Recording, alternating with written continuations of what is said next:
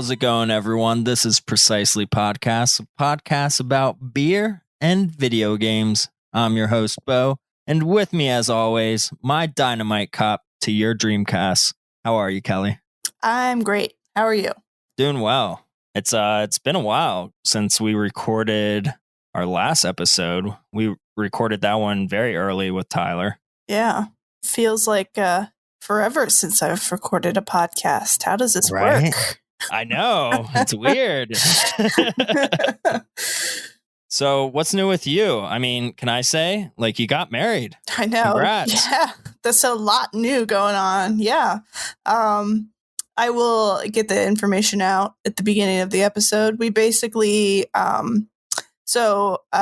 am leaving my current job in the next coming weeks and need to secure some health care. So we just bumped our timeline up a little bit, got legally married with a small group of people, just like our parents and like 2 immediate friends. And my sister got married in our backyard on Halloween.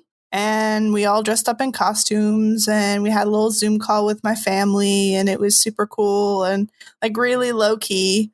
And honestly, we'll do the big thing once the COVID stuff is all over, but like it's been pretty chill. It's like nothing has changed, I feel like. I'm sure. Yeah. But I am now legally off the market. Congrats. Thank you.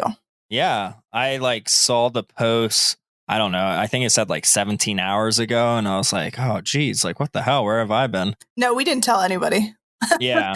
We didn't tell anybody. I emailed my family 2 days ahead of time, hey, if you're free, just hop on this Zoom call really quick. We're getting married. So who married you? So in the state of Pennsylvania, I don't know if you know this, but we have a law because we were founded by the Quaker people. Uh-huh. And you can legally get married in the state of Pennsylvania if you have a license that is a self-uniting ceremony and you just need 2 witnesses to sign it. You don't need to have a judge or religious leader present or officiant or registered officiant to marry you. So that's what we did. We kind of just had my sister say a couple things and then we each read each other some vows that we wrote and then that was it. And we just signed a paper. Yeah. And your sister was dressed up as a zombie, right? She was like Beetlejuice, female Beetlejuice. Yeah, it was pretty great. She went all out. She was loving it. She was living for it. But yeah, then Scott was dressed up. I don't know if you saw the movie Hubie Halloween on Netflix. No, I haven't. It's an Adam Sandler movie, and I'm not a huge Adam Sandler Yes, I did. fan. Okay. Yes, I just saw it. Yes. Okay, yes. Yeah. I really liked that movie. He loved it. It just came out, right? Yeah, it just came out right before Halloween. So he whipped together a little Hubie Halloween costume, and it was cute. And I just wore a skeleton outfit, and that was cool. Oh, I love it. Yeah. Now I gotta look at the Instagram again because I watched it after you guys got married, so I didn't put 2 and 2 together. I don't know if I posted a picture of us in our costumes on Instagram. I don't know if I did. I'm looking at his real quick. No, maybe not. Maybe not have, but I should. I'll have to send you some. Yeah, my mom showed up dressed like Frida Kahlo, which was pretty great. That's amazing. I love her. She's really into Frida, so she took that and ran with it. And it was pretty fun. And then I had, I said, my family showed up on Zoom, and I told them, you can dress up if you want or whatever. And everybody's wearing funky hats or whatever. And it was just a good time. We all had some drinks and that sounds amazing. Some food, and it was a really good time. It was just a small amount of people and really low key. It's kind of exactly what we wanted. Yeah, and you probably didn't feel anxious at all, really. No. Maybe a little bit, but nothing like planning a wedding and having a bunch of people over and everything, and especially since you did it in your backyard too. It's the most comfortable area to you. Right. Yeah. That's exactly right. I think it was the best way to do that because I think both of us are we're truly introverts at heart. We don't want... You guys are, sure. We are truly we don't want the spotlight on us or anything. Yeah. So we were just oh, this is great because we don't really have to do anything. And my one friend was like, what do you need me to do? What can I do? And I'm like, dude, I literally don't need anything from you. Like, we're putting out some food and we have food ordered and like a cake, or like nothing has to be done. Like we need a bag of chips and that's it. Right? Yeah. Like just show up and that's awesome. That's all. Yeah. So that's great. Yeah. It was perfect. Congrats. Good for you. Thank you. Yeah. Well, let's get into the beer since we love beer and we love talking while drinking. Yes. We drank, how many beers did we drink on the last podcast? Like 6 or 7? We had like 6 beers between the 3 of us. Yeah. God, it was so good. Oh, it was so good. So good. So my parents came over like a few days after that weekend, after we recorded that podcast with Tyler, and my dad brought over an 11.99% barrel aged pumpkin beer. Oh my God. Like, it was in like pretty much like the equivalent of a fifth, you know? Yeah. But it was beer, but it had like a cork in it with a wire cage and the foil. Super fancy. I forget the name of it. I posted about it on my stories, but oh my God, it was so good. It was even better than the barrel aged one that we had that we got drunk on. That was good though. It was so, oh my God. I was just like, man, I fucking love pumpkin beer. I know. And since you said that, I'm actually drinking one of my favorite pumpkin beers right now. Well, tell me about it. I'm drinking the Shipyard Pumpkinhead. Hell yeah. I believe it is a staple in the pumpkin beer community. It is. But yeah, it's brewed by Shipyard Brewing from Rochester, New York. It's a 4.5%. It's a very pumpkin-y flavored beer. Like, I feel like it's a good balance between the spice and the pumpkin flavor. Just really a smooth and not too heavy. Like, it's 4.5, so you could have a couple of these and you'd be good. You know, you're not on your ass like if you had like the barrel aged one or something. So I think this is a really smooth beer for a low alcohol content and very tasty. But it's definitely one of my favorites to have every year. That's awesome. I'm sipping on Anchor Brewing Christmas Ale. It says Merry Christmas, Happy New Year. It's just like their Christmas ale that they come out with every year. I think it slightly changes up, almost like Trogs does with Mad Elf a little bit. I'm on their website right now. It says our annual Christmas ale is subtly spiced. Oh my God, I can't pronounce any of these words. Sumptuous. Subtly spiced and sumptuously smooth winter warmer. This year's brew marks the 46th annual release of this Anchor holiday tradition. Wow. Back in 1975, Anchor released the first holiday beer in America since Prohibition. Year after year, Anchor creates a new secret recipe with a unique hand-drawn label for their Christmas ale. But the intent with each brew remains the same. Joy for the changing seasons and celebration of the newness of life. With a heavily guarded, confidential recipe, Christmas Ale is sold only from early November to mid-January. The 2020 Anchor Christmas Ale is a one-of-a-kind featuring the highest ABV at 7% and darkest appearance of any vintage. Yet this year's release is easy drinking and approachable for everyone at a holiday gathering or virtual event. So is it heavily guarded like the 11 herbs and spices from right. Like only like 3 people know, but they only know parts of the recipe and they can't travel on planes together. Yeah, I think honestly, like I like that idea. You know, like you have a type of beer that you make every year, but it's slightly different. You know, it's like maybe I'll add like spruce, you know, to it, or like fir, like an actual like tree fir, you know? Right. It's good. It's definitely a winter warmer. I've had a couple this week. I bought a 6-pack and I didn't even realize it was a winter warmer. Like I was just thinking, you know, like a brown ale or something, but now that it says winter warmer, that's more like sort of like on the porter side, red ale side of things. Like a combination of the two. But it's really good. Really like a lot of different spices. It tastes like Christmas, essentially. That's awesome. I in the Christmas talk, I've switched over from Halloween to Christmas physically. Like decoration wise or like, what? It was nice this week, so I mean, put the Christmas lights out. When you take the Halloween lights down, it's like you might as well put the Christmas lights up at the same time if it's nice. So physically, I've switched, but beer-wise, I haven't switched yet. I'm still on the pumpkins. So I'm looking forward to a lot of the winter lagers and ales and stuff that they have out. I know we were talking about before we recorded, but I was in Giant the other day getting groceries, and I saw that for the first time, I think I've ever seen, and I think for the first time ever, Trogs is doing like you know how they do like those seasonal multi-packs, like where they have like 5 brews and like bottles of each or whatever, where they do cans now, and I don't remember how many's in the pack, but there's like 6 or 7 different flavors in this winter pack, and it's including, I think it's 2 of each, 2 cans of Mad Elf in the in the like multi-pack, which is unheard of because before you could only just get them in the 6-pack or the case or whatever.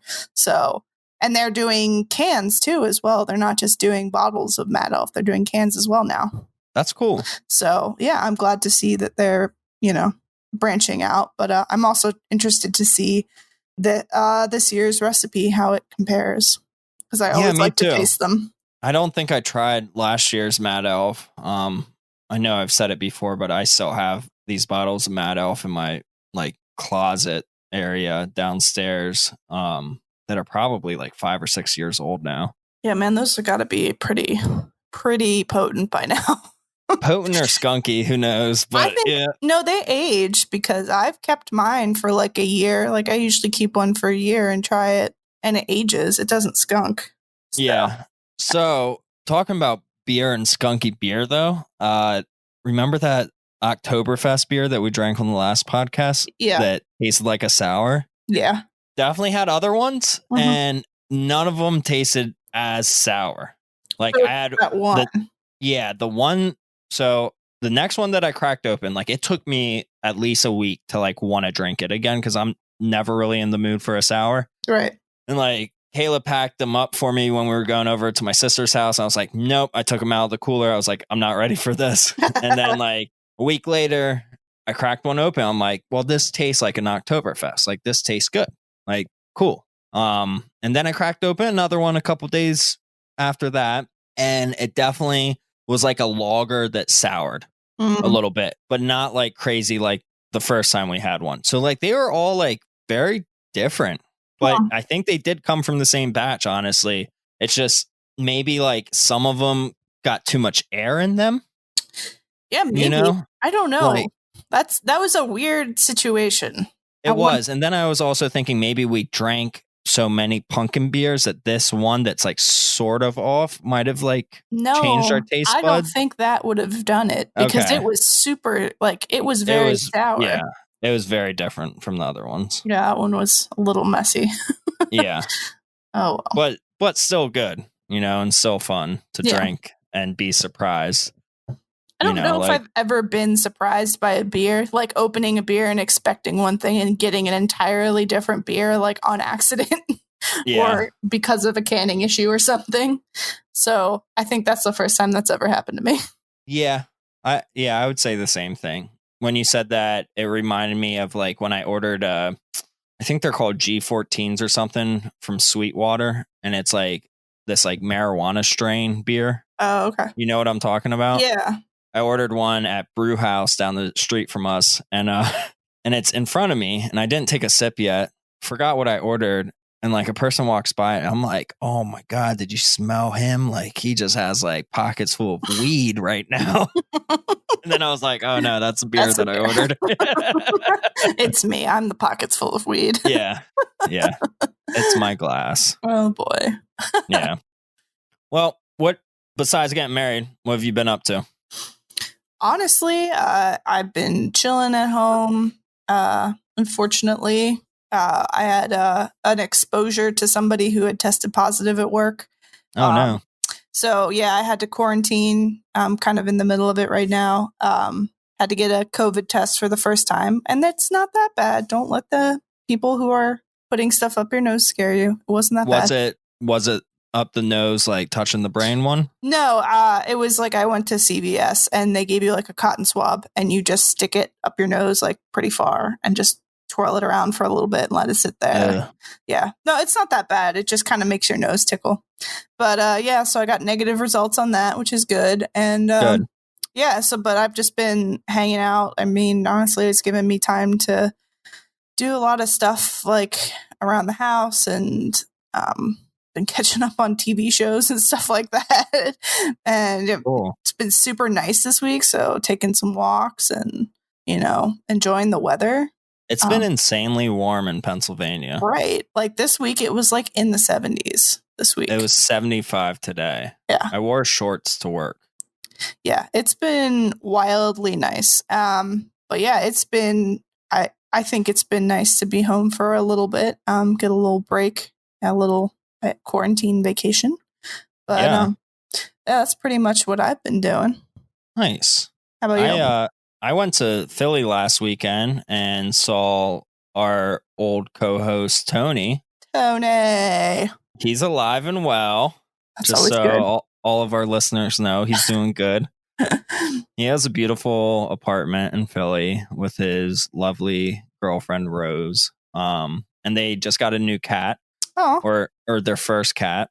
It's a Persian cat that is really fluffy and furry, but they shaved its body. So only its head and feet and its like end of its tail. Dude, it got the lion cut. Fluffy. Yeah. Oh my God. I love cats with the lion cut for some reason. Yeah, and this cat's just so dopey of a cat. Like something's wrong with it probably. But it's also old. It's like 9 or 10 years old.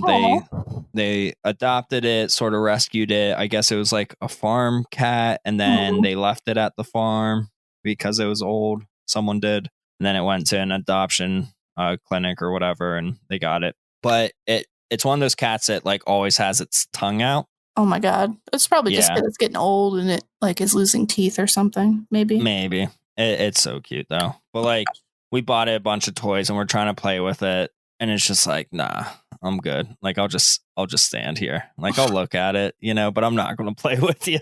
Cats are such assholes. I love it. I know.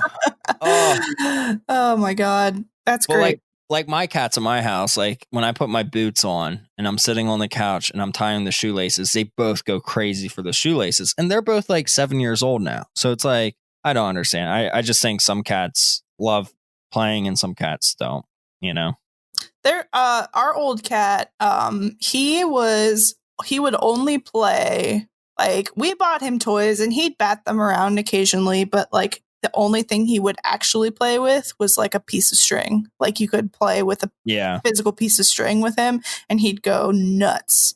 But like if you were like, here's this, I don't know, catnip filled like mouse, he'd be like, I don't know about that. But string, I'm ready. I feel like some cats love catnip, like it makes them go crazy, and other cats are just like, nah, man, like I'm straight edge. Straight edge cat, yeah. Yeah, like it just doesn't affect them the same way, or they just would rather not, Yes. I mean, like my dad, my stepdad was a catnipper, so try to stay away from the stuff. Yeah. I don't want to go down that path. He was also just fat and grumpy and old, so maybe that's why he didn't want to play too. He just wanted to eat.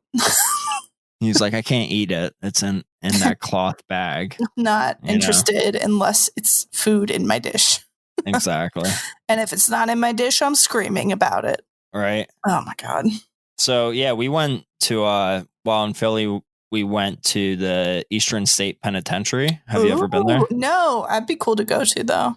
It was really cool. I think I went there when I was really young, so like remember some of it, not really, but because of COVID, they didn't have like the haunted tour or like the scariness like with people dressed up, but it was still fun. It was an audio like tour, so you had your own headphones and like this like little like MP3 player around your neck, and oh my God, what's his name? Steve Buscemi was the narrator for most of it. Oh yes. I don't know if I can take that seriously. It was really good. like I like his voice, so it was really good. But yeah, Al Capone was there. Like, Hmm. he had his own cell. Bunch of people, like people for like the slightest of crimes, like stealing milk and stuff, and like Yeah. yeah, just ridiculous stuff that you learned about. But it was a lot of fun. They actually filmed some of 12 Monkeys there, if you're familiar with that movie. Oh, okay. Yeah. Yeah, I know that place has a pretty detailed history, and I feel like every time I hear about it, I hear something like different. Like I learned something different about it. Yeah. It'd be cool to Yeah. go visit. Yeah, it was a lot of fun. It was something different to do. So, Yeah, that's pretty sweet. yeah. So, besides that, what games have you been playing? I feel like we haven't had a podcast where it's just been you and me in a long time, and it works out. Like, we had some guests lined up, but things happened with them, and that's fine. So, like, I'm actually looking forward to this podcast because I've been playing a lot since the last time we've talked about like games that we've been playing. Yeah. Yeah, because so we didn't really touch on much of it recently. Yeah, at least on the last podcast we didn't because it was all horror based. No. I'm in a weird spot with my games right now. And I know I do this like once a year, and I'm sure a lot of people who play a lot of games hit that. I feel like people hit that with their hobbies, but like I'm at my part of my year where I'm like burned out on games, and then it'll be that way for like a couple of weeks and I'll get back into it. But right now it's like I look at everything and I'm like, I don't know what I want. Like, I don't know what I played all these, and these are my like comfort games, and these are the games that I love, and I could go play that again, or I could try something new. But it's also like, I don't want to start something new, but then I also don't want to play the same thing I've been playing. It's a weird spot where you just like don't want to do it for some reason, but like inherently you do. Like I'm sitting there like, I really want to play a game, but I can't figure out what I want to do. So then I just sit there and then I end up not playing the game. Do you think that this is seasonal? Like that it's around this time every year for you? I don't think so, because usually when it starts to get colder, I start to game more. Okay. Because you're inside more and like inherently less things are going on if the world wasn't in a pandemic. So, yes. But I feel like this year it's hitting now because I've been gaming so much from March until now because you have nothing else to do. I'm just like, I've hit a wall, and I kind of want to throw it out to the world right now. Like, I want a recommendation of something that's going to light that spark, because I want to dive into a game and I want it to be good. I want it to catch me that I haven't played yet. And so I have something that's going to like envelop me for a little bit. Okay. But I don't know what it is and I can't figure it out. Like, so the newest game I started recently, I started playing that new Crash Bandicoot game. It's pretty good. It's definitely got a lot of the same mechanics. I don't know. Have you played any of it at all, or have you seen any of it? No, actually, I haven't seen any of it, but I'm guessing most Crash Bandicoot games are like Crash Bandicoot games, right? It's very similar. Yeah. Yeah. The one thing that they've added this time is like you have this other shield, and he has the ability to change quote unquote dimensions. So there are things in front of you that aren't necessarily there until you hit the button, and then they appear. So you have to, there's a lot of timing based in this game, which can be frustrating as a platformer. Like if you keep doing the same thing over and over and you just can't hit the timing, because you'll be in midair and you have to hit the button to make the platform appear underneath you at the right time, or else you'll fall, and like, it's a lot of timing and just like a lot of tricky like button movement, like just remembering what you have to do in order to make something appear.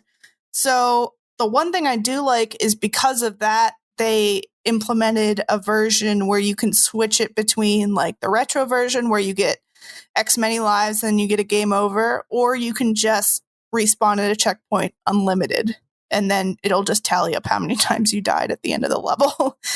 So like you can learn your timing appropriately on that. Like you don't have to keep getting game overs and starting from the beginning of the level. That'd be super frustrating with this. But like you could die 20 times, finally get the timing down, and then proceed to the rest of the level without any issues. Like you don't have to go back or whatever. But then also it gives you that like you're kind of stuck there for a little bit until you get your timing right. So do you think this one is like more difficult than past Crash games? I think it's comparable, but it's just whereas the first, the traditional Crash games is just jump, spin, slam kind of thing. This is jump, spin, slam. You got like grinding on the rails. You can go up and down and swing left and right, and then you can like change dimensions and things appear, and it's just like a lot to remember. So once I think you get in the mindset, you're good. But to get there, it's like a bit of a hump. Gotcha. Yeah, I can see that. Yeah. So, especially like with me when it comes to video games, if I get to one spot where I'm just like, I've done it so many times, like if it's a boss or if it's a puzzle, and I'm just like so frustrated and so over it, sometimes I just move on to the next game, which is like my total demise when it comes to video gaming. Because it's like, I could be so close. I could be, 3/4 of the way through the game, but then I don't go back to it because this one part subconsciously got me so frustrated, and consciously, but like subconsciously, it's like, nah, just play something else that you can get through. Right. Yeah, I agree. I do the same thing. But a lot of the times I've been trying to get myself to just pause, walk away from the game, and then come back to it maybe like a couple minutes later after taking a break and then retry it. And then usually I'll be able to get whatever it is.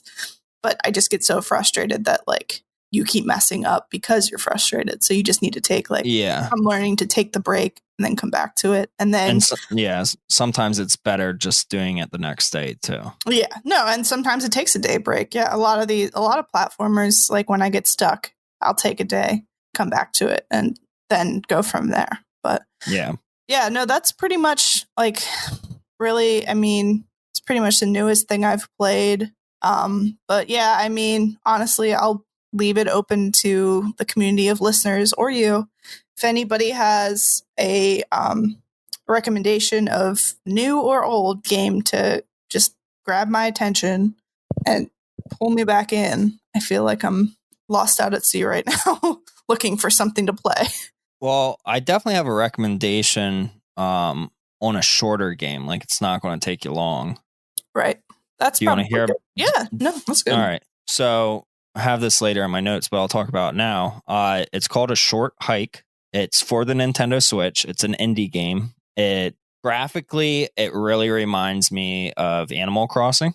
Mm-hmm. It's very like cute animal characters. You're like this little bird, and you're like at a campsite on this island, and you can fly. Like you can't fly upwards, but you can glide essentially wherever. So like your gliding will slowly decrease in levels. So that way you can like get to certain other areas. If you're up high, you can glide to that area down there.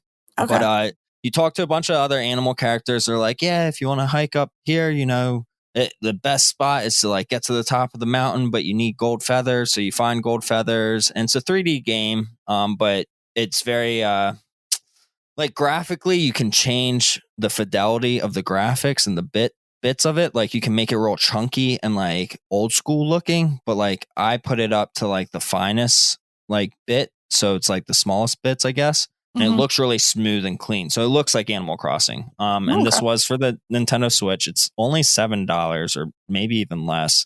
But yeah, it's like fetch quests, little mini games. Like there's this like game where you like, it's like volleyball, but stick ball, but with a volleyball net. And you just have to make sure that you hit the ball back to the other person. And you don't need a high score or anything. But like if you get a high score, you get a baseball cap that you can wear. And it doesn't do anything for you. Like there's no like dying or like equipment stats or anything like that. It's just, oh, you can wear a hat now, But you find these gold feathers that help you climb higher up the mountain. And they also allow you to flap your wings. So if you have 3 gold feathers, you can flap your wings 3 times. So it does get you a little higher, but it also helps your stamina too for climbing. I probably beat it in like 3 hours or less. Oh, that sounds good. But I didn't collect everything. So like I can go back and gather more. Mm-hmm.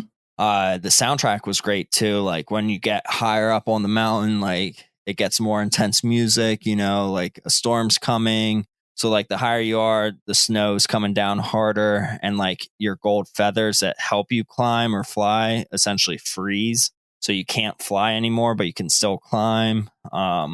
Just like a bunch of like little things like that. It is really cute, really fun, and for less than $7, it's totally worth it. Even if you beat it in 2 hours, like to me that was like a good price point for how short it is. Right.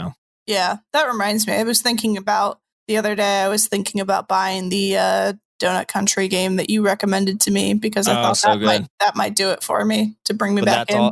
That's also another like 2-hour game. Yeah. So maybe I need a quick game to get the serotonin boost of beating a game to bring me back. Maybe I need like a quick one because I like dive into these big open world games because that's all there is anymore. I feel like they're too much, and it's so much, and then you lose interest, and then but yeah, because I was like looking on my shelf, and I was like, "Is this the time that I finally start that new God of War game that I?" Oh my god, you should have played that game. Have you started that? No, because I'm like it's such a consuming game that it's like. It might be the one I do next. I don't know. Honestly, it's been sitting there, and I looked at it, and I've been looking at it this week, thinking about it a lot. So I might do it. I recommend you playing that game. I've been wanting to go back to it, but for a big game, I think I'm gonna actually try to start Horizon Zero Dawn again, since the new one will be coming out here like next year. And do you own that game, Horizon? No, but I've heard many good things about it.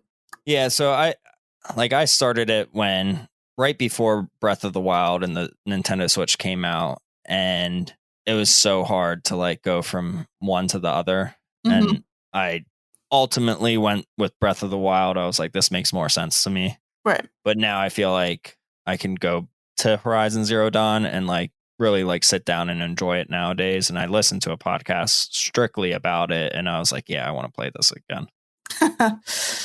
So definitely play God of War. It's so good.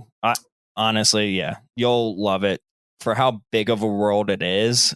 There's so much lore and new things that are going on that you're just gonna like just fall in love with it like a good novel, honestly. Yeah, it sounds like, and it has always sounded like a game that I would like. It just never made it to the top of my let's play this list. So there was always something that was like higher up, and I think we finally reached the point where we can do that now. Yeah, and that's a game that Scott would probably enjoy watching while you played too. Like Kayla absolutely loved watching me play it because there's so much like storytelling and like mythology and like just crazy big scaled monsters. You're like, what the fuck? Yeah. It's so cool. Yeah. I feel like he never comes in and like watches me play games. He'll like come in and like annoy me while I'm playing games, like on purpose. Yeah. And like today he came in and I was playing some Crash and he was like, "Oh yeah, Spyro's such a great game." And I was like, "Get out of here." Stop it. Wait, while you're playing Crash, you said Crash. He's funny. But yeah, no, he's deep into his I guess since it's winter time, it's his Diablo time, so he plays a lot of Diablo in the winter. So he's deep in that right now. But yeah. Interesting. Yeah, he's a Blizzard guy at heart. He's all StarCraft, Overwatch, Diablo. Yeah, he loves it. Good for him. So yeah, I've been playing a bunch of different games and sort of in the same rut as you. Like one day, it was one Sunday that, you know what, it was the day after Halloween, the day after you got married. I was so hungover, I think. And I couldn't get satisfied off of one game. So I just started playing so many different games and starting all these different games and loving it. But now I want to like keep playing all of them. But it's hard to like figure which one do you want to play. Yeah, prioritizing that backlog is so hard. So one of the games that I played was Eternal Darkness for the GameCube, which I believe we talked about on the last podcast. Even though I'm not a horror person, Ill Bleed, I guess, sort of like got me thinking like, all right, things aren't that scary, especially when it comes to like that era of video games where it's not like crazy graphics, But Eternal Darkness for the GameCube, it's really cool. It's like a point and click, but also like action adventure game where like you have to like look at everything, read everything. It has a lot of lore, but it's also very clunky. It's very slow. Seems like there's a lot of dead skeletons in every room that you go into, and you just gotta slash them and keep slashing them until they die. And then even after they die, they might come back to life. So you got to make sure you press the B button so that they completely die when they're on the ground. But it's a fun game. Do I recommend it? Not yet. I want to keep going back to it because I feel like I only got like past the first chapter, and I think more things start happening then, like where you have like an insanity meter like just popped up. So like your insanity will come up, and it's sort of like it'll bleed in that sense where like if it goes too crazy, like you start hallucinating within the game, and like what you're seeing visually as a viewer isn't exactly what's going on in the game. So like I just got to that point, but like it got too clunky and too weird for me that I was like, I need to put this down and try something else. So I started Dragon Quest 11 for the PS4, which I heard is one of the longest games ever, but I'm really liking it. Minus the bad voice acting. It's all British accents, and it's not good. Like, especially for like Dragon Quest games where the same artist does Dragon Ball Z. So you see like the familiar faces of that, but now they have British accents, and you're like, it just doesn't work, But it's good. It's a very tropey RPG. Like Dragon Quest, Dragon Warrior games started the whole RPG genre. So it's like check all the bookcases, check everything for items, attack, wait. It's just what you expect from an RPG, but it's good. I like it. Nice. So I played a little bit of that, and then I've been playing this new game that I've been wanting to talk about for a while now, but haven't really had the time to. This is a brand new game for the Game Boy. I told you about it when I first got it. It's called Dragonborn. It's an RPG game with simple mechanics, looks very similar to Link's Awakening, except you go into cutscenes for battles. So it is an RPG in that sense.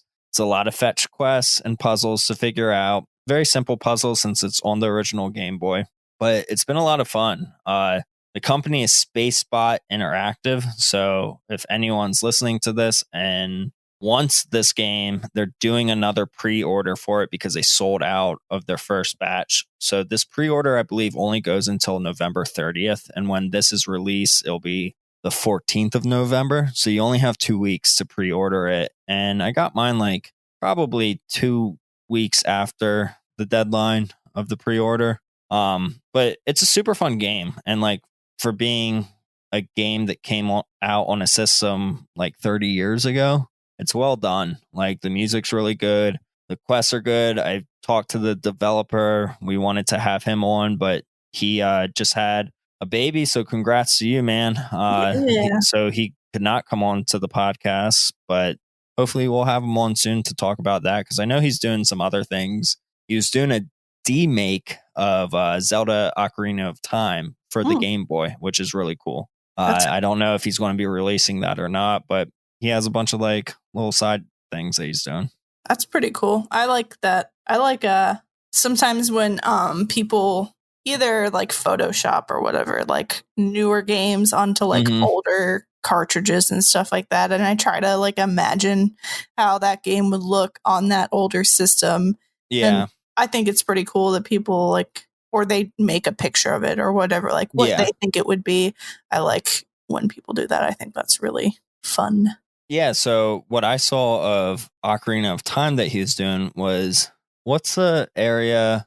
It's like right in the beginning of Karakaka Village or whatever it's called, where there's like 4 tunnels that you can go through, but you have to like go through the one that like has music going towards it. You know what I'm talking about? Yeah.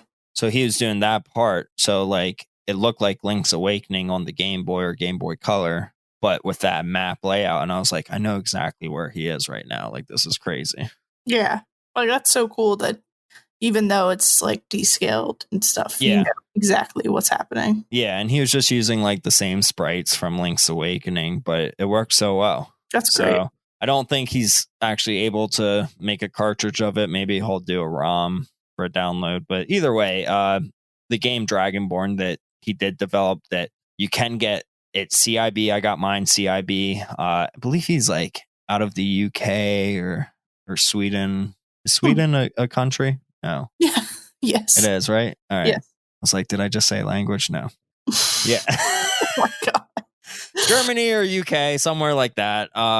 Yeah, Dragonborn. Check it out. It's really cool. It's very, there's parts of it where like I wasn't the biggest fan. Like I kept dying and being like, God damn it. Like I don't want to keep playing this, where like I attack, he attacks. I attack, he attacks. But now he just critical hit me, you know, and now I'm dead. And now I have to start from my last save, you know, and it happened like multiple times. So I had to make sure that I used a potion, because like I don't have any magic spells yet to like save my life or whatever. So like it's all about potions. It's all about like making sure you have enough money in the beginning to get these potions. But the game's built properly to like you only fight one enemy one time. Okay. You're not fighting the same enemy. It's not like a Pokemon RPG where like enemies spawn. You can see the enemies on the map and you'll only fight that one enemy that one time. Like even if you like go back to that area, that enemy won't be there after you beat them. Huh. So mathematically, they know how much money you should have to be able to buy certain things like potions and other things throughout the game so that you will be fine. But in the beginning, it was a little difficult, you know, knowing when to heal myself, when to not, and all that. Besides that, the game that's really been stealing my heart recently is Final Fantasy V for the Game Boy Advance. I'm absolutely loving it. The sprites are beautiful. Like, game itself looks amazing. So Final Fantasy V never came out to America until the Game Boy Advance version. It came out for the Super Famicom in Japan, but it never came out on the Super Nintendo. We got Final Fantasy III, which was essentially Final Fantasy VI in Japan. But Final Fantasy V, it's beautiful. It's your typical RPG with a bunch of crystal shards that broke in the beginning and you got to gather them all again. But what's cool about this is that you have a job system and an ability system. So you can choose a job for any of your characters. Like right now I have like 3 or 4 characters, I think 4. And I can be like, all right, this guy's going to be a black mage. And it doesn't cost me anything to turn him into a black mage. But I level him up as a black mage until he gets certain abilities as a black mage. So then I get this like, you know, dark power for him being level 5 black mage. Well, now then I can change him into a white knight or whatever, but then give him the ability of that black mage. So it like changes the whole dynamic of the game. And you can do like crazy like hit points and power ups and stuff because you can constantly change your job around for each character that you have, but keep the abilities that you've already got from the past jobs that you have, if that makes sense. Yeah, kind of. I don't know too much about the Final Fantasy stuff. Yeah. I know generally how that worked. Yeah. I guess, and like how their like battle stuff works and like how you make your teams and everything like that. But I mean, I don't know too much about the lore or like each specific offshoot. And really, I don't know much about the lore either. Like I've only played so much of the older versions. But the whole job and ability system is like what makes this one a little bit different from past ones, I believe. And even the one after this, which would be Final Fantasy 3 for us or 6, I don't think had this job and ability thing. So it's cool to see that. The other game that I had on our list was one that I played with you. I don't think we talked about it. Maybe we did. Ribbit King. I don't think we talked about it at all. Yeah. So do you want to talk about Ribbit King since I've been talking so much? I can talk a little bit about it. Yeah. All right. So, man, I was like last month, I went over to your house just for like shits and giggles. Like we had beer and played games and like had a good time. And we played Point Blank and then we played Ribbit King. Yes. And I knew that Ribbit King was like frog golfing, and that's all I knew about it. I've never played it before. Frothing. They call it frothing, and it's amazing. So I love golf mechanic games for some reason. I just really like that you have to like aim it and there's obstacles and then you control how you hit the club kind of thing. Like generally, so like Mario Golf is like my wheelhouse on that. But so I expected a similar thing and I was so wrong. Yes, me too. So wrong. So if you haven't played this game, basically you pick any of these like weird characters and then you pick a frog, and there was like power-ups and stuff. We never used any of that, but so I'm not really sure how that works. No. But so you are hitting the frog as if it was your golf ball, and instead of a normal golf ball, you hit it and it lands in the spot and it stays there. It's a frog, so it like bounces around. So if it like landed in the water, it would like bounce until it got to land. And like if there was a fly, it would go like catch the fly if it saw it. So you'd get either like more forward or behind or like to a different side of like where you were aiming. So it was like it didn't matter where the hell you were aiming. It was just like Not the frog's really. gonna do whatever he wants. So yeah, you basically had to do that, and then you would like have so many strokes to get to the hole, which was just like this giant glowing hole in the middle of the course. But yeah, that was pretty much the mechanics of it. And we played a good couple of rounds of this game. Like, it was not like a one and done. We played like 4 or 5 rounds that night, and then we played it with Tyler too. I played it with Tyler like a round or two. Like, it definitely did not lose its luster after a little bit of play. It's fun. And if you like weird Japanese games like we do, like this is definitely a game to look out for. It's a little bit on the pricier side for a retro video game. Last time I checked, like I know I got my copy for right under 100 on the GameCube, but they also made it for the PS2, and the PS2 version's a lot cheaper, like probably like $50-$60 range. Just GameCube games have that Nintendo tax to them, you know? Yeah. But it's really fun. Like instead of golfing and like swinging your club, you're smacking a frog. And like the character that I had was like, and like, yeah, like I don't know what sound he made, but it was like so awkward and so weird sounding. It was a very weirdly, almost southern, effeminate sounding alien. Yeah, like a queer alien. Yeah, but it was perfect. It was amazing. And like Kelly said, the frog, where it lands doesn't matter exactly, because there's probably a fly somewhere that it sees, and it will literally go that direction of the fly. And then let's say it lands in the water. Well, it can't stay in the water, so it has to keep going a different direction. And then if it goes onto a lily pad, the lily pad's always like change direction as well. So your frog, you know, your one hit can last like 5 minutes long of like visuals of this frog just hopping around the map, and you're like, where the fuck is it going next? Yeah. But you get a bunch of extra points for like every hop that it does too, and like everything that it catches. So it's cool. Like even if you're not really necessarily going for the hole in one, I don't think that gives you the biggest point. There is a point advantage if you get it in less strokes, but like ultimately I think you're right that there is like more to trying to like find the weirdest way to get there, not just like a straight shot. Yeah, exactly.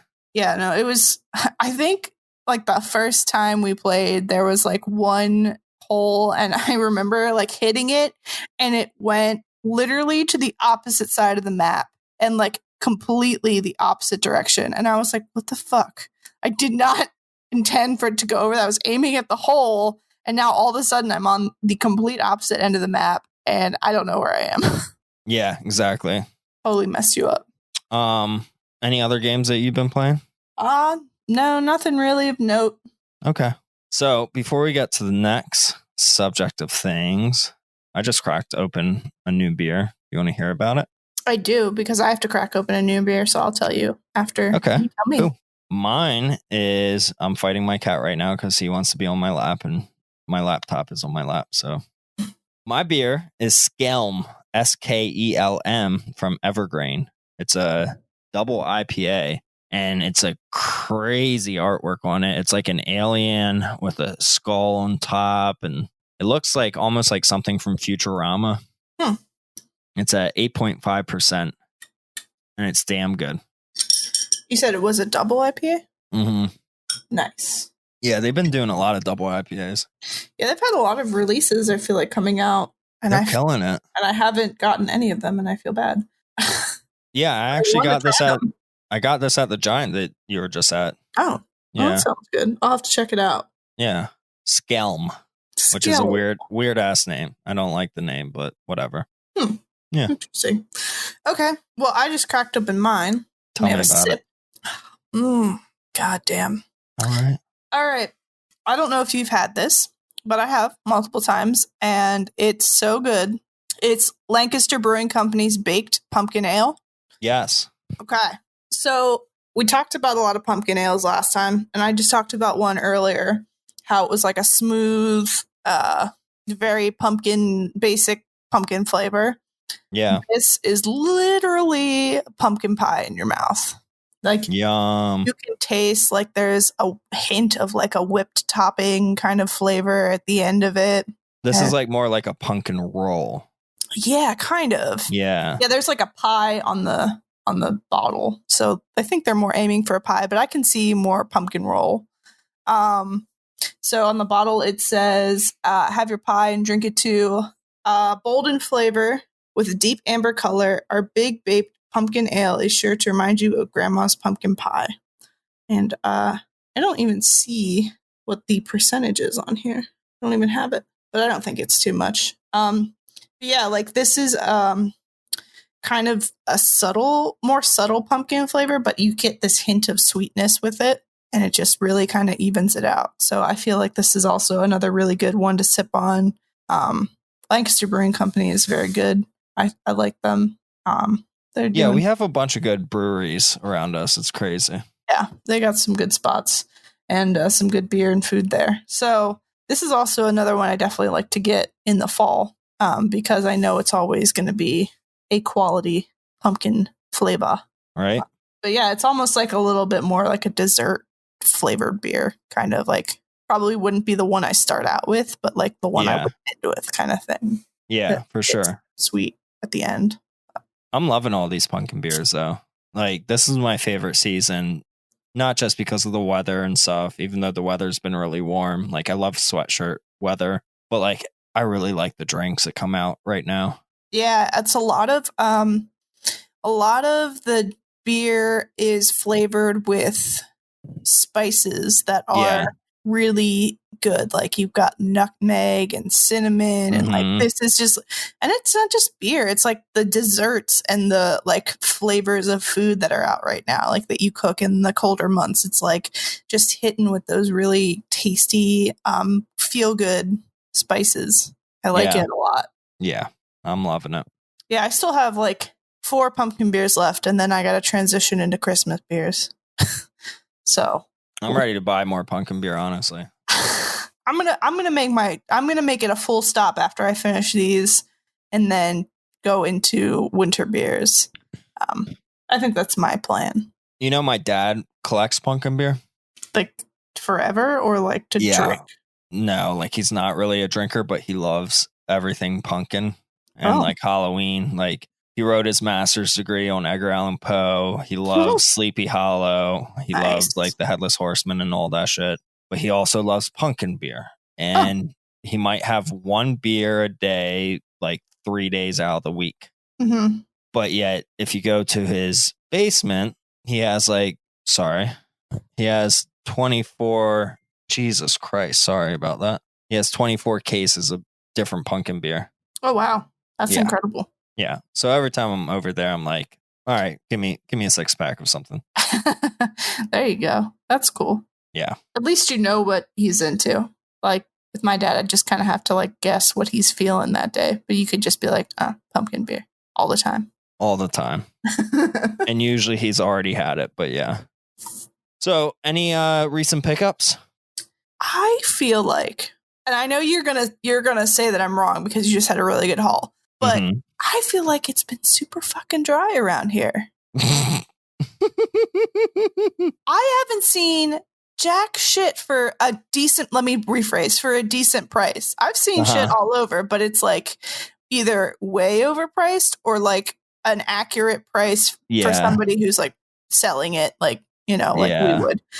And I'm just like, but I haven't found any good deals. And also I haven't been looking like this past week because I'm like not even looking because why would I get my hopes up when I can't even go get it kind of thing. But so I can't speak for this past week, but yeah, I just feel like I haven't found anything recently because I just haven't seen anything good. Yeah, I think a lot of people are getting privy to prices and everyone wants top dollar. Yeah. Like literally right before I sent the invite to you to record, I had this guy call me from my GameStop buddy, who always gives out my number to people that wants to sell retro video games that they don't buy, which I'm fine with. He called me this morning. He was like, I have an N64, some controllers, games. I'm like, cool. He left a voicemail, called him back. I left a voicemail. He gets back to me right before I send the invite to you. I'm like, yeah, you have the N64? He's like, yeah, my son has it. You know, he's been selling stuff on eBay and Marketplace, but we still have this N64. I'm like, oh, okay. Like, what does he want for it? And he's like, well, he has it on Marketplace for $170.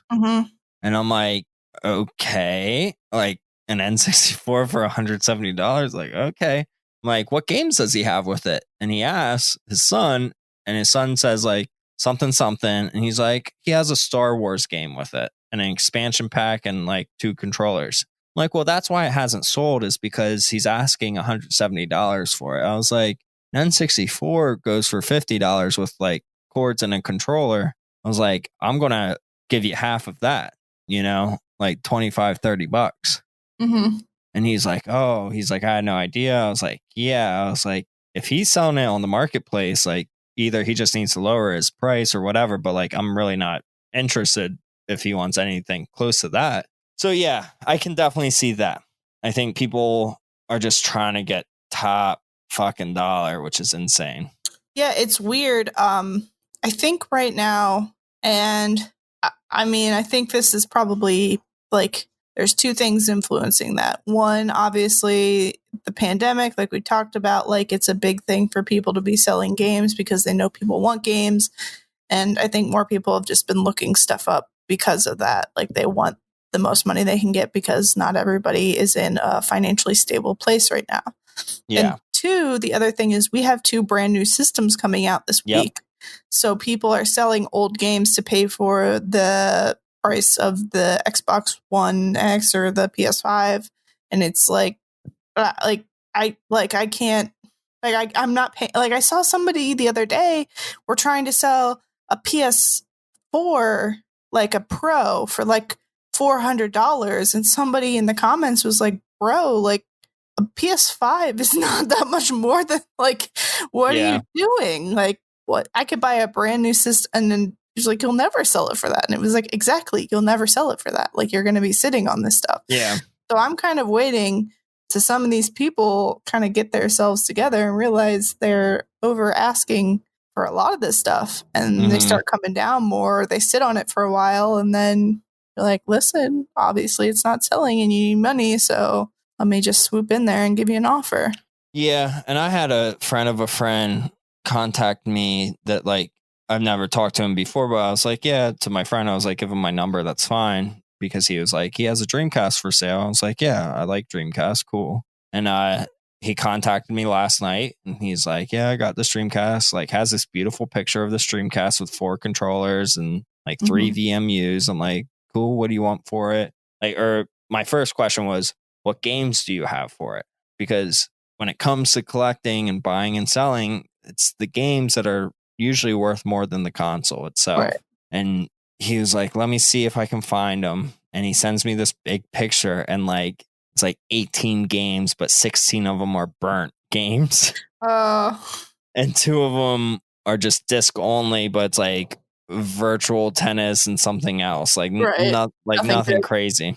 And he's like, so I backed up my games like years ago and I can't find the real ones. And I was like, bro, you don't need to lie to me. Like, we all burnt games for that system back in the day. He's like, and he sends me a meme of like a guy just like looking off into the distance.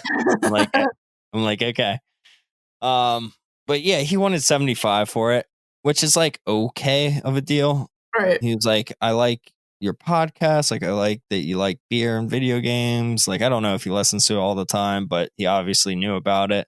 And I was like, well, let me think about it. I was like, what else do you have? And he sent me a picture of a Super Nintendo with like a bunch of basic games with it, you know, like 2 Super Mario Worlds, Mario All-Stars, and like other junk games. I haven't asked him about those. And he was like, do you want a PS4 as well? And like, to me in my head, I'm like, he just wants a newer system. Like my friend, that's a mutual friend of ours, just got the new Xbox. So that's what he wants, you know? Oh, yeah, absolutely. So yeah, I haven't really hit him up about the Dreamcast because at 75, it's like, maybe like there might be like $50 profit in that. Like, but is that even really worth it then, you know? Yeah, I mean, it's obviously, and we've talked about it multiple times, it's all about, like, if it's worth it to you. Like, are you, like, how much work do you have to put into it? And, like, your time is also worth money kind of thing. Yes. And you have to factor all that into it. So if you're really only going to make a couple bucks and you don't feel like that's enough of a margin for you, then it is what it is. But, yeah, you have to kind of figure that one out on your time. Yeah. So I actually hit up our editor the other day, Sam, and I asked how he was doing. He was like, well, I'm contemplating something. And I was like, well, tell me. And he was like, I want to dive into the new Xbox with their subscription-based payment thing. Mm-hmm. It's $34.99 a month for 2 years, getting the console, then Xbox Live and Game Pass. And it seems like a great deal. So you get the console, like you're sort of like getting it as a loan. Okay. Paying $35 a month for 2 years, and then it's yours. But at the same time, you have Game Pass as well the whole time. Huh. And he's like, yeah, it seems like a great deal considering that Game Pass Ultimate is $15 a month. Yeah. So the console is actually cheaper if you were going to buy it that way anyway. Is like that through like all retailers? Like, how is that? I think it's through Microsoft. Oh, you have to go through Microsoft. Huh. But isn't that crazy? Like, you can get it actually cheaper. Well, let me think about this. So if it's let's say if it's $15 for Game Pass, so it's $20 times 24. Yeah, it's $480 then for the system. Mm-hmm. No interest, no fees after 2 years. Huh. So you pay it off within 2 years, and you have Game Pass and the system itself the whole time. So it's kind of like those things where you like pay per month for your iPhone and then it's yours after. Yeah, but you know what I mean? They getting the subscription service with it, with the console. Cool. Yeah, like it's great. And I'm sure if anything gets messed up with the console, you can be like, hey, it's not working. Like, I'm not going to pay you and I'm going to send it back and you're going to fix it, you know? Right. In that 2-year window, that would make sense. Absolutely. Exactly. And I don't know what the usual warranty is on them. Like, I don't know how, off the top of my head, I don't know how long their warranty is on their system. Yeah. But that seems like a 2-year warranty seems pretty good for essentially free thrown in with that, you know, like you're just paying that monthly fee. And if I'm wrong about anything that I just said, Sam, you're listening to this, so please just record yourself and tell the listeners exactly what it is that you're talking about. Will do, Beau. So, hey, it's Sam, the Miyamoto to their Mario. I was talking about Xbox All Access, and it is $34.99, 24 months for the Xbox Series X. That comes with Game Pass Ultimate as well as Xbox Live Gold. No upfront cost, no APR on that. That being said, you do have to get approved for financing on that. You can also get the Series S for $24.99 a month, or even the Xbox One S for $22.99. Now, you can get this through a couple of different major retailers. You can buy it directly through Microsoft if you want, but you can also do this at Best Buy, Walmart, Target, or GameStop. But the financing is handled through a financing company. And then from there, you own the console outright. You're essentially just signing up for a credit card when you get the console, but you have your even payments of $34.99 on a Series X, and you get Game Pass Ultimate and Live with that, which is a pretty good deal. If you already are like me, you have a PC and you have Game Pass for PC for $9.99 a month, I wouldn't need that anymore if I had Game Pass Ultimate. So it's a really intriguing deal. Only problem, based on what Beau and Kelly were saying, it is just the standard warranty. You're buying the console outright, so it's the same warranty as anybody else. It's 1 year on the console, 90 days on the controller and the accessories. So that's it. Back to Beau and Kelly. But yeah, it sounds like a great deal. You're getting the system for $480 within 2 years of paying off that $480. You know, like you don't have to pay it all at once. Yeah, because $480 is a decent chunk of change for most people to pay out of pocket up front. Almost makes you like want to just do that. I'm sure they're probably pushing that too. And I think Xbox is going to sell really well, even though like they're sold out right now. I think they have stock coming in, whereas I've heard PlayStation's not going to have new stock anytime soon. Right. And it's only been like what, two days of this system being out. Yeah. I don't know if you saw, like somebody was saying there was like a rumor video of smoke coming from systems. I don't think that's real. No. So, but also I really haven't heard anything bad from any, and I know like 2 or 3 people that bought them. I haven't heard anything bad that like anybody has said about the system yet. About the Xbox or the PS5? The Xbox, because the PS5 is just shipping now, I think. Okay. So it should be out. Yeah. It should be out by the time this podcast comes out. But as we're recording, I don't think it's really, or maybe was it today or tomorrow? I can't remember. But I'm going to be waiting a little bit to get an Xbox, but eventually I'll get one. Me too. But yeah, talking about pickups and stuff, I did get a really big pickup. If you follow me on Instagram, you would have seen the huge pickup. This has been something that I've been working on for like 3 years almost. I met a guy that his wife is good friends with my sister, and met him at a party at my sister's. Talked to him about video games. I was like, oh my God, you know so many video games, like old school retro JRPGs. And he's like, yeah, it's what I grew up on. I was like, do you still have these? He's like, yeah, I do. Go to his house like a year later, a few months later, I don't know. And I see this collection and he just has it in bins. He's like, yeah, I haven't played it in years. I'm like, I would love these games. You know, like I'll give them to a good home, you know, or I'll keep them, whatever. And he's like, let me think about it. So put the word out there a long time ago. And then they just had their second kid, and he was going over to my sister's house last week. And I hit him up again. And I was like, hey, I'm going to be there as well. Can't wait to see you. If you thought about selling your games, bring them, you know, Friday night. And he texted me back and he's like, yeah, I'll bring them. Like, I'm ready to sell. I was like, cool. And I threw out a number. That was a big number. Like I didn't get it for a steal or anything. I paid a pretty penny, but it's also, you know, family friend, and I didn't want to take advantage of anyone, but still got a good deal. But I got to sell so much to make that money back to keep the games that I still want to keep out of that collection, you know? But yeah, got really good games. Like some of the games that were in that lot were Super Mario RPG, Lunar, Chrono Trigger, Pokemon Red, Secret of Mana, Ocarina of Time, The Gold Cart, Time Crisis for the PS2, Threads of Fate, and like so much more. Nice. Really good titles, yeah. So I've been selling a lot of them on my sales page. I started a sales page, Kelly. I don't know if you follow it. I do. Don't play me like that, boy. Come on. I'm here to support you. But anyone that's not following it, it's at retro_hustle. And I found a really good website called pirateship.com that one of our past guests were talking about on his Instagram, Koozie Retro Video Games. Mm-hmm. He was talking about Pirate Ship. And I always thought that, you know, Pirate Ship and stamps.com and like all these websites, like actually like wanted your information, your credit card information, and then you had to pay like a monthly fee or something to use their services. You don't with Pirate Ship.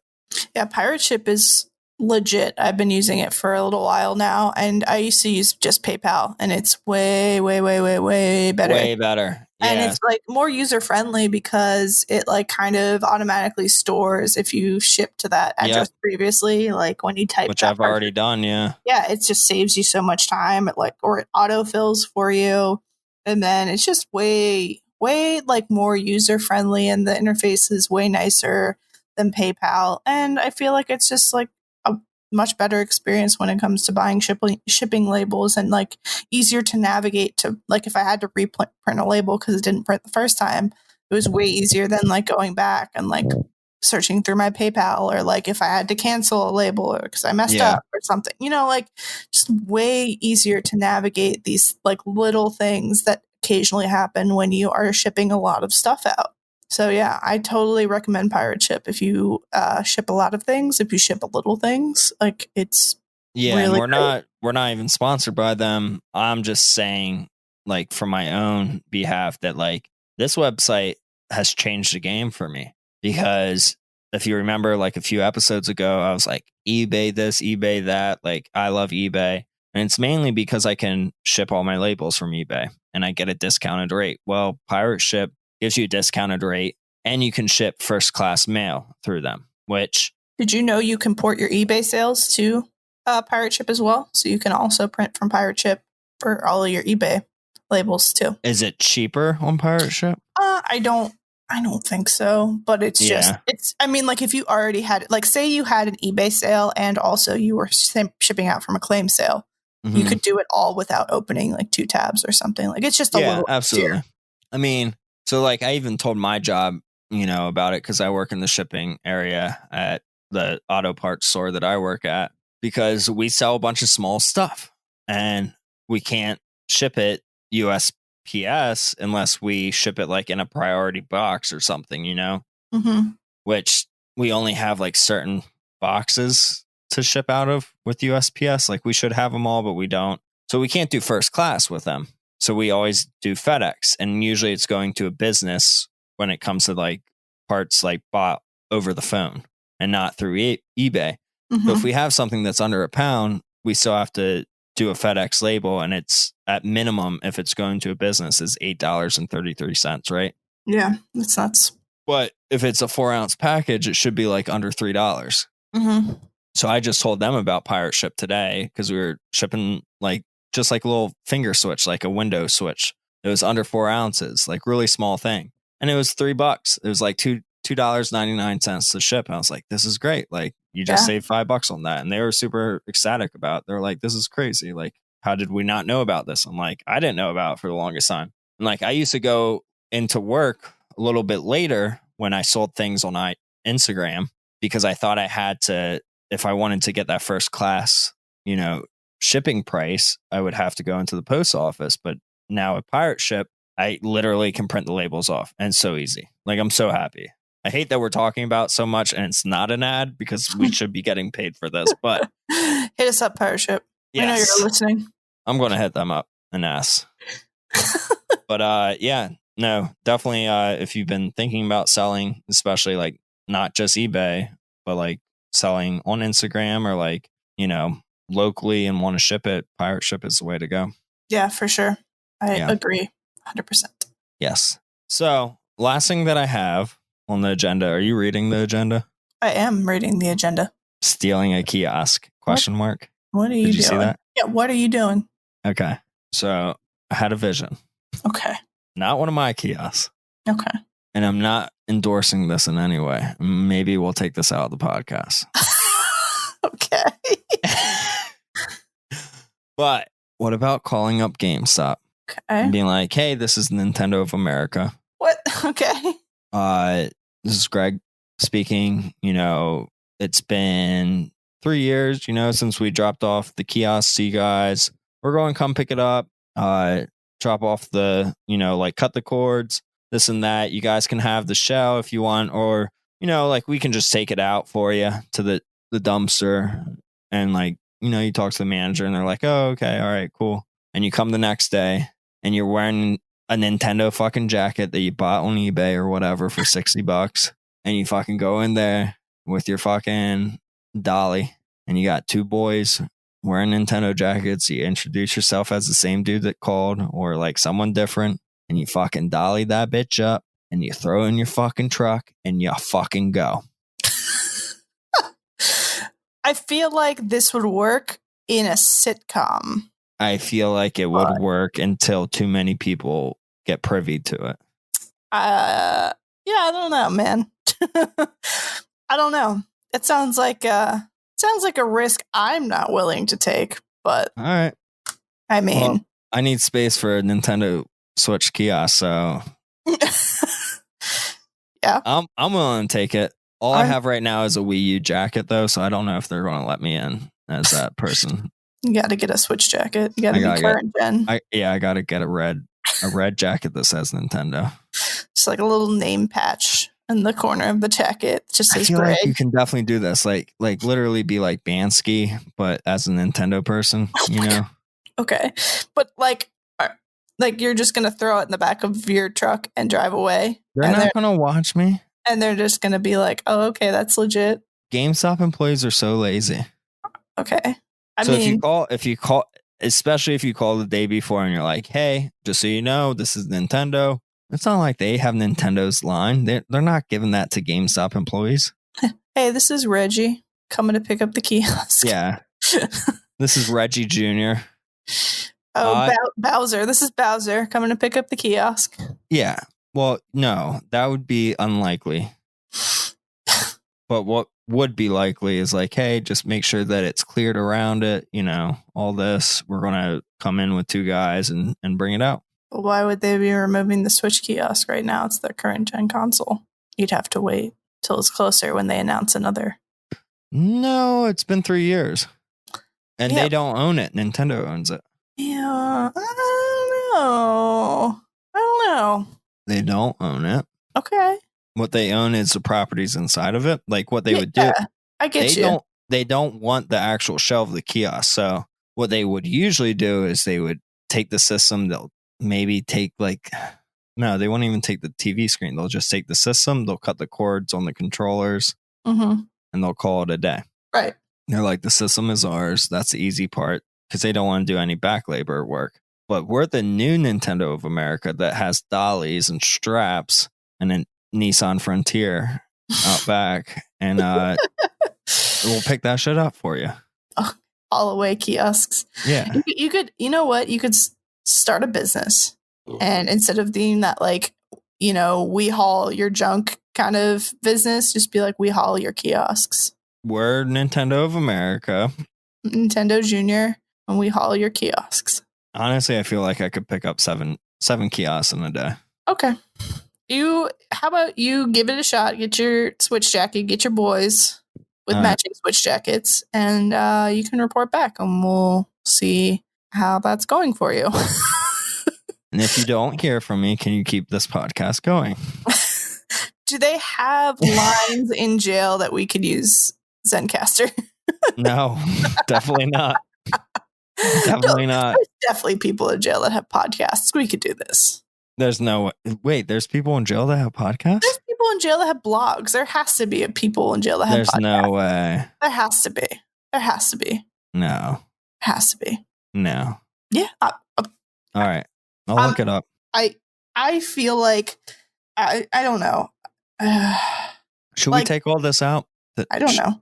Did I say too much? I don't know. Did you say too much? Well, I feel like I'm going to give people ideas and then they're going to blame me in the podcast for it.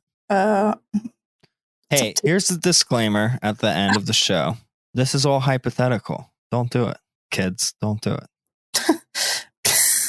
And to quote one of my favorite YouTube channels right now, Unis Honest, hey now, don't try this at home. Yes. I don't know. I think it's an easy way to get a new kiosk. But honestly, especially because GameStop employees are so done with their lives right now. Like they're just so done with their job. They don't care.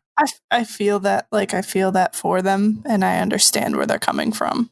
Yeah. I feel bad for a lot of them that are being overworked, underpaid, and understaffed, and just being treated poorly by the public, I feel for you. And that goes for anybody working retail right now, honestly. And it's about to get worse because everybody's going to be a jerk during Christmas. And I'm so sorry for all the people who are jerks, just preemptively.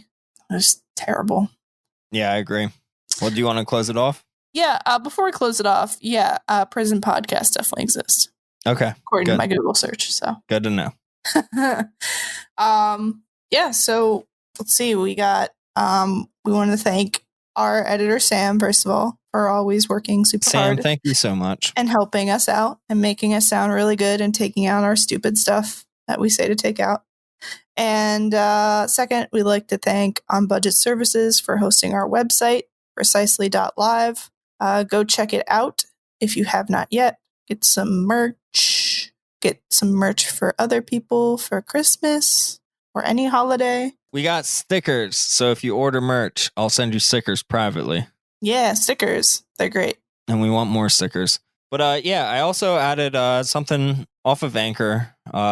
You probably heard our advertisement in the beginning of this podcast episode about Anchor. It was supposed to be cute and funny. I hope we did that well. But there's also a link at the bottom of our description that you can click on. So if you want to donate any money towards the podcast, we would love it. Like, we're not going to shy away from it. We love doing this. We love bringing this to you guys, our listeners, our fans. And it'd be nice to know that you guys care enough to donate $1 or $2. You know, even if you don't want to join the Patreon and do a monthly thing, you can go through Anchor and donate a couple bucks here and there. And it would help us because we're just going to put it right back into the podcast. And the next thing that we need is new stickers. So, yeah. Fun stickers. Yeah. So, that's about it. Thank you, Kelly. Yeah, thank you, Beau. I appreciate you. Oh, I appreciate you too. I'm happy that you're married. I am happy that I'm married too. I'm happy that you're not the bride to be Frankenstein on the last podcast. That's true. I was. Forgot about that. Yeah. But play a short hike. You'll like that. I think I will go look it up after this. Yeah, do it for sure. And then I'll text you some other games that I think you might like too. Yeah. But if anybody has any recommendations, you can hit me up. My Instagram is Highway to Kel. Let me know. Like I said, current gen, previous gens, retro, whatever. Something to spark it, get it back and pull me in. Yeah, play some God of War too. Yeah, I probably will. Yeah. All right. Well, enjoy, everyone. Have a good night. Drink some beer, and we'll see you soon. Yeah. We out. We out. My finger just got wet.